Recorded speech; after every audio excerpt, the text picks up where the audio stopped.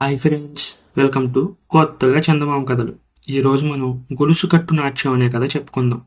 అనగనగనగా సూర్య భగవానునికి ఇద్దరు కుమారులు. మొదటివాడు యముడు, రెండోవాడు శని. సూర్యుడు రోజు పొద్దున్నే తన 7 గుర్రాల రథం మీద సంచారానికి వెళ్ళడం మామూలు.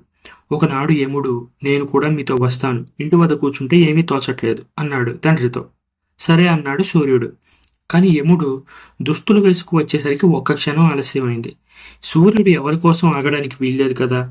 యముడు గుమ్మంలోకి వచ్చేసరికి సూర్యరథం వెళ్ళిపోయింది. అప్పటికి యముడు ఇంకా చిన్న వయసువాడు. అందువల్ల తండ్రి వెళ్ళిపోయినందుకు ముఖం చిన్నబుచ్చుకున్నాడు. అతని కంటే చిన్నవాడు శని. కానీ అతను అన్నను చూసి, ఏమోయ్ అలా పెట్టావు మొహం అన్నాడు. సంగతి అంతా చెప్పాడు యముడు. అప్పుడు శని, ఆయనతో వెళ్తే నీకేం లాభం, ఎక్కడైనా కాస్త తమాషా కనబడిందనుకో, చూద్దామంటే ఆయన క్షణం కూడా రథాన్ని ఆపడు కదా.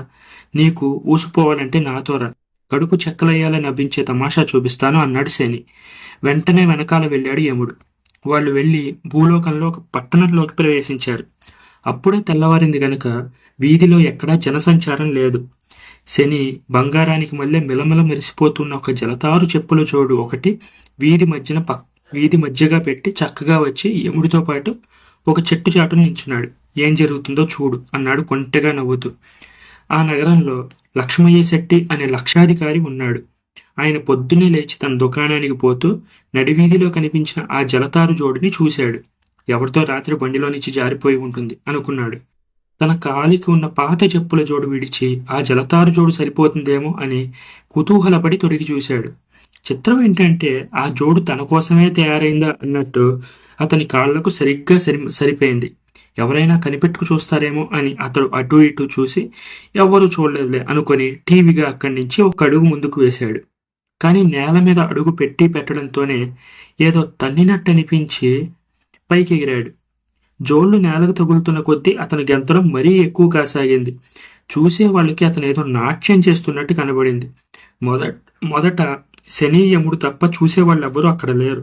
కానీ క్రమంగా వీధిలో జనం బాగా పోగయ్యారు. లక్ష్మయ్య స్థూలకాయంతో ఎగురుతూ ఉంటే వాళ్ళందరికీ చూడడానికి తమాషాగా ఉంది. కాను అటుగా వచ్చిన ఒక వ్యక్తి ఆయన అవస్థ చూసి జాలిపడ్డాడు. తాగి తందనాలాడుతున్నాడు కాబోలని తోచింది. మెల్లగా ఇంటికి చేర్చడం మంచిదని దగ్గరకు వెళ్ళి ఆయన కుడి చేయి పట్టుకున్నాడు.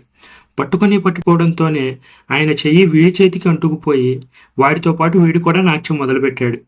బియ్యం తెస్తానని వెళ్ళిన వాడు ఎంతకీ రాలేదని వాడి తల్లి వెతుక్కుంటూ వచ్చింది.